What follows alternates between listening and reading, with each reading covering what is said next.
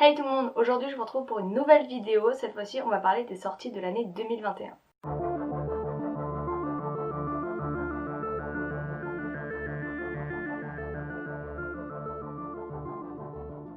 Et tout d'abord, permettez-moi de vous souhaiter une très belle année 2021. Et oui, cette vidéo est la première de l'année 2021 que je tourne puisque les autres étaient déjà pré-filmées. Donc je vous souhaite de passer une très belle année, qu'elle vous apporte la joie, le bonheur, la santé, que vos projets se concrétisent. Et j'espère bien partager cette année avec vous sur la chaîne. Et alors, avant de démarrer, je vous invite à rester jusqu'au bout de cette vidéo, puisqu'en fin de vidéo, je vais faire une petite annonce que je n'ai encore dit nulle part. C'était assez incertain, et puis ça s'est un petit peu concrétisé dans les jours précédents. Je ne savais pas trop par où prendre le morceau pour l'annoncer sur les réseaux sociaux, et j'ai choisi de le faire ici. J'avais envie de m'exprimer à l'oral sur ce sujet. Et ensuite, vous allez voir, c'est quelque chose qui rentre complètement dans le thème de la vidéo. Donc aujourd'hui, on va parler des sorties de 2021 que j'attends avec impatience. Bien évidemment, cette liste n'est pas exhaustive puisque bon nombre des sorties n'ont pas encore été annoncées, on n'est qu'en janvier après tout. Mais néanmoins, il y a quelques sorties qui sont déjà prévues, dont les couvertures ont déjà été révélées, dont je sais qu'elles vont sortir et que j'attends avec impatience, et j'ai même quelques sorties déjà en ma possession. Tout d'abord, le 8 janvier, donc c'est-à-dire hier pour vous, aujourd'hui pour moi, est paru Les Dossiers du voile de Adrien Thomas aux éditions Fleurus. Donc Adrien Thomas est un auteur que j'adore découvrir au travers de ses différents récits et donc je me procure chacune de ses sorties parce que je passe toujours un excellent moment de lecture. Je ne pouvais donc pas passer à côté de celle-ci. Courant janvier sortira ensuite Tu craqueras avant moi de Julie Jotz. Donc ici, oui, c'est une romance. Oui, je vous en avais déjà parlé. J'ai lu ce roman et vraiment, je vous le conseille puisque c'est un roman bourré d'humour et de légèreté. Vous allez passer un bon moment de lecture et ce, même si vous n'êtes pas adepte des romances. Et c'est à peu près tout pour les sorties de janvier. Cette année, j'ai pris la résolution d'acheter moins de livres et donc je me concentre uniquement sur les sorties qui me font très envie pour ne pas être tentée par tout le reste. On se penche maintenant sur février. Et alors là, on rentre vraiment dans les grosses sorties de ce premier trimestre. Entre février et mars, j'ai des listes très conséquentes. Le 4 février paraîtra chez Gallimard le tome 2 des aventures de Magic Charlie écrit par Audrey Alouette. Inutile de vous rappeler combien j'avais aimé le premier tome, la chronique complète est en barre d'infos. J'ai déjà hâte de pouvoir me jeter sur ce deuxième tome. Le 24 février aux éditions Rajo, nous retrouvons encore une fois Adrien Thomas pour le deuxième tome de la saga Engrenage et Sortilège qui s'intitulera Dragon et Mécanisme. On ne suit plus du tout les mêmes protagonistes, par contre je suis tombée amoureuse de l'univers et donc j'ai hâte. Voilà. Courant février sortira aussi le tome 2 de la BD Olive par Véro Cazot et Lucie Mazel il me semble. Je ne suis pas très bande dessinée, mais Louise de la chaîne Rêve ta vie en lecteur m'a convaincue de découvrir le premier tome qui m'a beaucoup plu, donc j'ai précommandé le deuxième. Toujours en février, aux éditions Snag, la date et la couverture n'ont pas encore été révélées, mais il me semble que c'est ce mois-ci que sortira un roman de Laetitia Danaé qui s'intitule Fleur d'Oco, le tome 1. Et alors Laetitia Danaé est aussi une autrice dont je veux lire tous les romans puisque j'adore sa plume, j'aime beaucoup les univers qu'elle nous propose et les intrigues qu'elle présente. Inutile d'en savoir beaucoup plus. Et enfin pour le mois de février, il y a une sortie que j'attends particulièrement puisque je suis aussi en train de bêta-lire le roman. D'ailleurs, il faut que je me dépêche. Il s'agit du roman Les cicatrices du passé de Morgane Duménil. Ce sera un roman auto-édité et croyez-moi, ça vaut le détour. En mars, j'ai aussi noté 4 sorties et 5 livres. Alors pourquoi 4 sorties et 5 livres? Vous allez très vite le comprendre. En mars donc sortira aux éditions Plume Blanche La Guilde des Ombres, le tome 1 de Anatrice. Donc le tome 1 partie 1 et le tome 1 partie 2 puisque ce sont de gros bébés et qu'on ne pouvait pas en faire qu'un seul livre. Donc les éditions ont donc décidé de le couper en deux. C'est un ouvrage que j'avais commencé à découvrir sur Wattpad et j'étais ravie de voir qu'elle avait signé chez Plume Blanche puisque j'ai adoré ce début et j'ai trop hâte de découvrir la suite. Voilà, je l'ai déjà en ma possession puisque j'ai pris le pack 2021 des éditions Plume Blanche et je suis ravie de pouvoir le découvrir bientôt.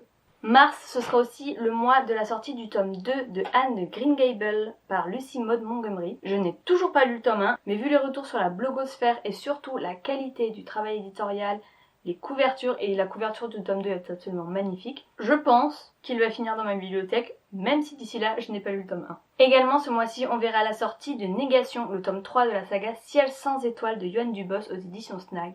La couverture a été révélée il n'y a pas si longtemps sur le compte Instagram des éditions. Je la trouve absolument magnifique, je crois que c'est ma préférée des 3 et j'ai hâte de pouvoir continuer cette saga coup de cœur. Et enfin en mars paraîtra Quand les abeilles ne danseront plus de Lena Walker. Dans le genre contemporain, Lena Walker est une autrice que j'aime beaucoup. Il me reste encore 2 de ses romans à découvrir, mais c'est sûr, son prochain intégrera aussi mes étagères. En avril, nous retrouverons encore une fois aux éditions Plume Blanche un roman que j'attends tout autant puisque j'avais aussi lu le début sur Wattpad et qu'il m'avait beaucoup plu. Il s'agit de Alunia de Tiff. Donc ici nous retrouverons un objet livre entièrement réalisé par Tiff puisqu'elle a également fait la couverture, les en-têtes de chapitres, voilà, qui se présentent comme ceci, la carte, bref.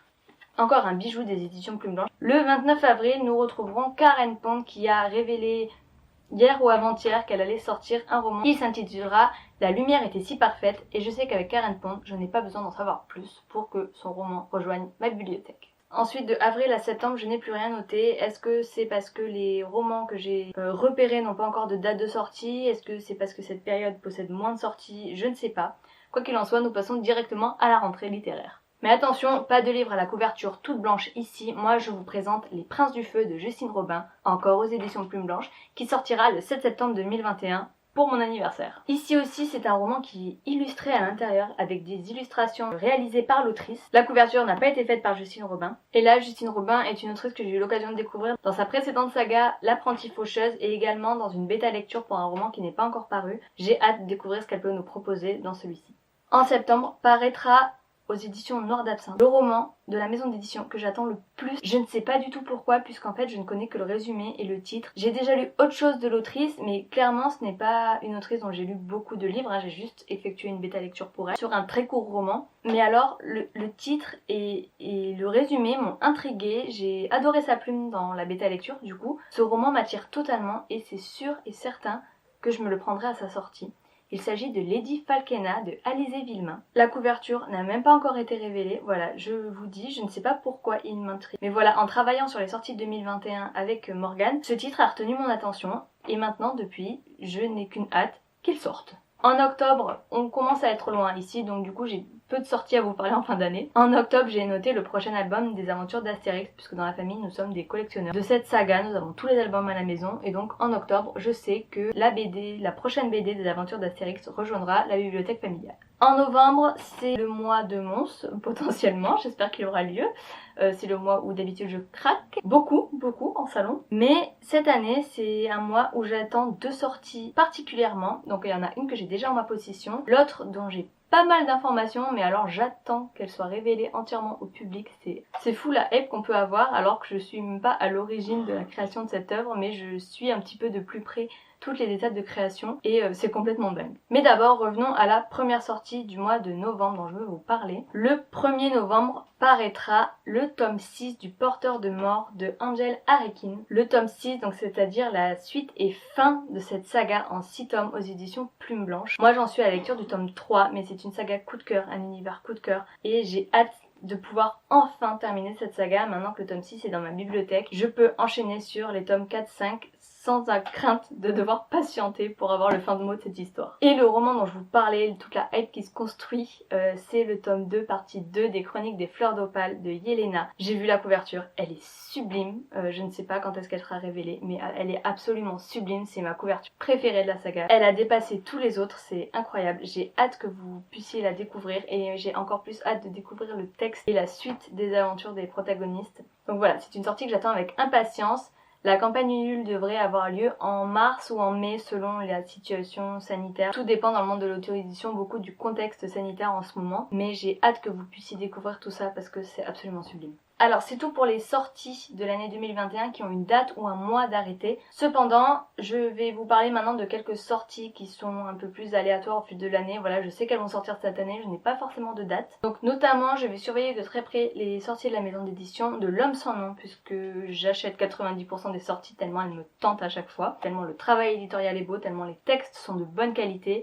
Donc je surveille de très près les éditions de L'Homme sans nom. Et de toute façon, vous pourrez retrouver chaque mois sur la page Facebook, et je vais essayer de le poster aussi sur Instagram, les sorties du mois qui m'intéressent, puisqu'au début de chaque mois, je vous fais ce petit récapitulatif des sorties à venir dans le mois. Également, je vais surveiller les sorties des éditions Snag, puisque hormis Ambition et Fleur d'Oco, je suis certaine qu'elles pourront nous proposer d'autres parutions qui vont m'intéresser. Il est tout aussi évident que je vais suivre de très près les sorties des éditions Noir d'Absinthe. Moi, je vais suivre et partager toutes leurs sorties, puisque elles sont toujours toujours de bonnes lectures, ce sont toujours des thèmes intéressants et ce sont surtout toujours des textes originaux et très prenants. Cette année devrait paraître un ou plusieurs titres de mon amie Lou Desbois. Je la connais en tant que blogueuse, je la connais en tant qu'entrepreneuse, en tant que prestataire pour accompagner à la communication autour des livres. Je ne la connais pas encore en tant qu'autrice et j'ai hâte de découvrir ce qu'elle peut nous proposer. Un roman qui va paraître cette année aux éditions Rivka. Il n'a pas encore de date, je crois que ça n'a pas encore été annoncé, mais je sais qu'il va sortir cette année. Il s'agit de Prospérine, point virgule. Je ne me rappelle plus de la fin du titre, mais ça a l'air assez original, assez déjanté. Hâte de voir ce que les éditions Rivka peuvent nous proposer avec cette première sortie d'une autrice française.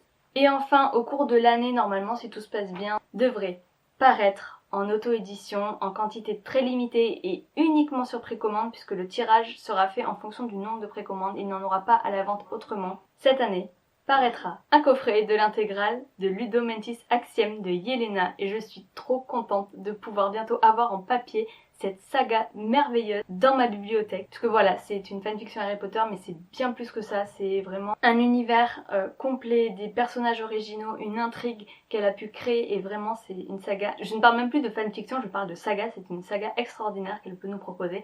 Donc si jamais ça vous intéresse, déjà je vous invite à aller découvrir la fanfiction sur les différents réseaux. Je sais qu'elle est sur Wattpad, sur Harry Potter Fanfiction, sur fanfiction.net. À découvrir le travail de l'auteur sur sa page Facebook. Et si vraiment ça vous intéresse de le découvrir en papier, sachez voilà qu'il y aura des coffrets en vente. Et donc voilà, alors c'est la fin de cette vidéo, mais il me reste encore quelque chose à vous dire. Merci d'être resté jusqu'ici déjà. Et puis je suis très heureuse de vous annoncer également qu'en 2021 sortira mon premier roman. Alors j'ai décidé de le publier en auto-édition puisque j'ai tout ce qu'il me faut autour de moi pour que je puisse le faire dans de bonnes conditions, c'est-à-dire que j'ai une correctrice, j'ai une illustratrice, j'ai des personnes du monde du livre qui m'entourent. J'ai notamment Lou Desbois qui va m'accompagner dans la communication autour de cette sortie. Donc voilà, je veux faire les choses bien, je veux vous offrir un objet livre de qualité qui sera corrigé, illustré évidemment sur la couverture mais aussi intérieurement. Petit teaser, voilà la première illustration intérieure. Courant 2021, pour l'instant la sortie est prévue en avant-première pour les Imaginales avec une sortie officielle courant du mois de juin. Donc de son petit nom, Gemae. C'est une saga en 2 tomes pour l'instant. J'ai d'autres idées dans cet univers, mais la saga principale sera en 2 tomes. Les autres livres dans l'univers reviendront sur cette planète, tourneront autour de thématiques semblables, mais n'auront pas lieu à la même époque avec les mêmes personnages. Voilà, donc c'est une saga en 2 tomes, vous inquiétez pas, ce n'est pas une saga à rallonge. Les 2 tomes sont déjà écrits, je suis en train de terminer les corrections sur le 2e tome. Donc ce seront des sorties rapprochées avec au maximum 1 an entre les 2 sorties. De ce côté-là, pas d'inquiétude. Pour vous en dire un petit peu plus, c'est un roman de fantasy qui prend place sur une planète qui s'intitule Nayel, qui ressemble comme 2 gouttes d'eau à la Terre, cependant elle a pris un chemin différent puisque ses habitants sont beaucoup plus dans le respect de la nature. Voilà, il n'y a pas de religion qui inclut des dieux, il y a plutôt un respect de la nature et de Mère Nature. Et cette planète, en retour pour les remercier d'avoir pris soin d'elle, contrairement à ce que les hommes ont pu faire sur Terre, leur a offert un cadeau d'une valeur inestimable, la maîtrise de la magie pour certains d'entre eux. C'est une magie qu'on appelle la magie des gemmes. Donc voilà, tout va prendre place sur cette planète, dans cet univers, avec des intrigues, avec forcément des convoitises, des jalousies, des complots, une aventure, des personnages qui viennent de différents horizons et donc j'espère que vous vous laisserez peut-être tenter par ce premier tome. Voilà. Je vais vous partager au fur et à mesure sur mon Instagram les avancées de la création de ce livre. Prochainement je créerai les réseaux associés à cette annonce et puis je vous en dirai plus donc sur mes réseaux sociaux, que ce soit Facebook, Instagram. Alors ici j'ai pas encore accès à l'onglet communauté, mais je vous tiendrai informé également dans les barres d'infos ou alors en début ou fin de vidéo prochaine, voilà. Mais vous pouvez me retrouver sur les autres réseaux sociaux où je suis tout aussi active. Et surtout, vous pourrez peut-être suivre plus quotidiennement cette aventure. Je vais écrire des articles sur tout le processus de création parce que je pense que c'est quelque chose qui est important à vous faire partager pour voir un petit peu qu'est-ce que ça implique d'éditer un livre. Et voilà, je ne sais pas quoi dire de plus. Si vous avez des questions dans les commentaires, n'hésitez pas à les poser. N'hésitez pas à me joindre sur les différents réseaux sociaux. Mais sachez voilà qu'il y aura quelques articles sur le sujet, peut-être une vidéo si vous en faites la demande, si vous avez des questions particulières. Et voilà. Donc c'est la fin de cette vidéo, j'espère qu'elle vous a plu. Moi j'ai beaucoup aimé la tourner puisque ça m'a permis aussi de faire le point sur les sorties 2021 qui m'attendent et de savoir que cette année j'allais encore beaucoup ouvrir mon porte-monnaie auprès de ma libraire. Donc dites-moi aussi en commentaire vous les sorties 2021 que vous attendez avec impatience. Je sais que je suis peut-être passée à côté de certains titres donc n'hésitez pas aussi à me les proposer en commentaire. Voilà, moi je vous fais de très gros bisous et je vous retrouve la semaine prochaine pour une nouvelle vidéo. Bye!